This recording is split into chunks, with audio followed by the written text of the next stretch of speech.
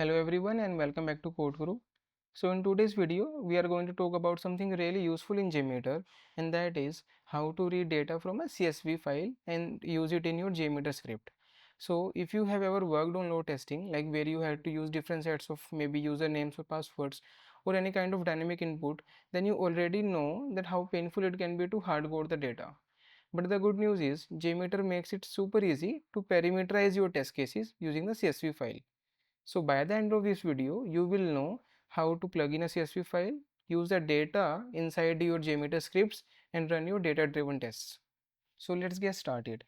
In our example, we will be executing this API which is returning this kind of response.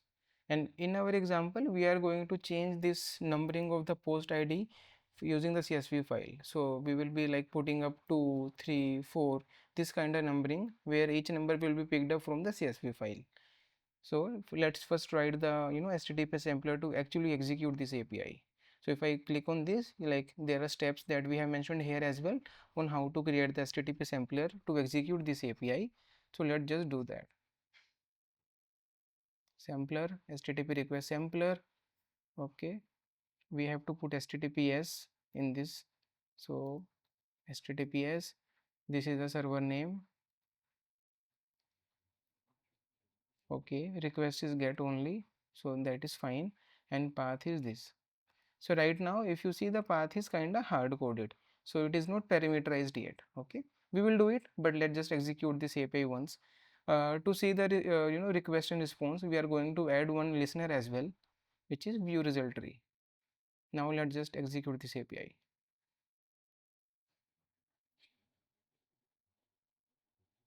You see, this API is executed. This was the request and this was the response that we got. Now what we want is, we want to parameterize this to, this post ID maybe, and each number will be picked up from a CSV file. So we have created a CSV file where we have just put three numbers, 1, 2 and 3. That is it. So now how to map the CSV file from, like I have a CSV file and I want to map it to this variable, right? For that we have to use the config element. So yeah, so there is this CSV data set config. I have to use this to actually map the values within the CSV file to that variable. Okay, so let me just put it up here. Now I have to provide the path of the file. So the path of the file is this. Okay, so now I have to provide the variable name. So here I am using post ID as the variable, so I can just put the same variable here as well. So all the values within this column will be mapped with the post ID variable. Okay, now let me change the loop count to 3 as well. Reason being, because there are 3 rows. So right now I am just keeping the loop count as same as the number of rows in the CSV file.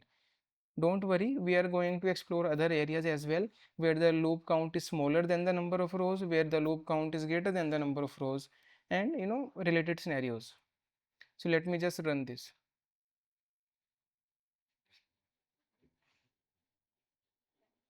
So here you will see, number was 1, number was 2, and number was 3. So this is how easy it was to get the data from a CSV file and use it in our JMeter script. So let's talk about some interesting scenarios.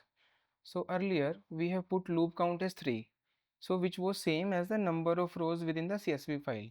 But what if my loop count is 5? This means that loop count is more than the number of rows of the CSV file. So what will happen in this case? So let's do it.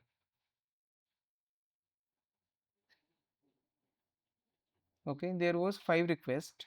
If I like see the first request, the number was 1. The second request, the number was 2. The third request, the number was 3. The fourth request, the number was again 1. And for the fifth request, the number was 2. But now the question can be, what if I don't want the file to be recycled? Like I don't want the repeated iterations. So can I somehow achieve that?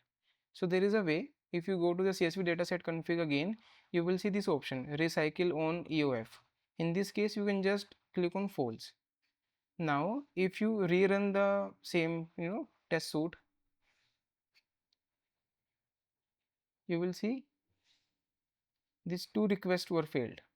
And if I set this to true and rerun it again, you will see only 3 tests were run. So why did this happen, right? So if you go back to the CSV Data Set Config, you will see that we had set this value to true, and what this value implies is that once the end of the file is reached, then we don't want the thread to continue. We don't want to continue on further iterations, because once, like earlier we set this value to false and then we tried executing this, then you will see that these two iterations were still executed even though they failed, but still they were executed. But if you want that these iterations to not execute, then in this case you can just set this value to true, and those two extra iterations won't be executed. So this is how you can kind of control the settings while reading the data. Okay. Now there is just one more point that I want to highlight is that you will see that we had put this variable name here. This is not mandatory at all. So I can put the variable name as the first column as well. Then I can choose not to put the variable name here, and I can set this value to true. What this value like means is, or what this field means is, that if I have set my first row as the column name, then I don't need to put it here, and then I can choose to ignore the first line, because that will be my variable name only. Okay. Now if I rerun this, so let me just set it to true, like the default settings, and this is false. Okay. Now if I rerun this test suite, everything will happen in the same manner as it was like happening earlier, like the post id values will be 1 2 3, then again 1 2. So let me just rerun it.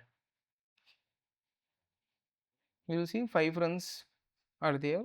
You see there are 5 runs, and if I like scroll through each of the runs, it will be like, you see the post id is 1, the post id is 2, it is 3, then again it started from the top, so the post id is again 1 and the post id is 2.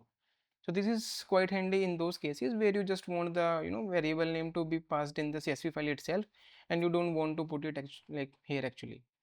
Now I have only kind of covered those cases where there was only a single column, but again this holds true for everything, right?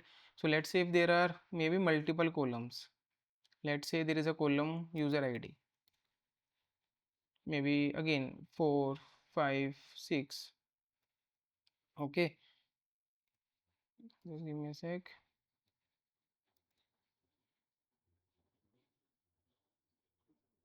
So here, if I still execute this test run once again, I'll get the same results. I know I'm not using user id column as of now, but the post id value will be correctly picked.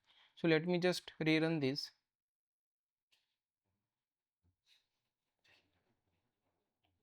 You see 1 2 3, then again 1 and 2. Okay. So this is how easy it is to kind of pick the values from the CSV file and pass it into your test suites, or we can say the JMeter scripts. And that's it for this video. You now know how to read data from a CSV file and use it to run your data driven test. And if you found this video helpful, please don't forget to like, share and subscribe to Codekru for more tutorials just like this. And also please feel free to drop a comment if you have any questions or doubts, or if there is a specific topic that you would like me to cover in the next video.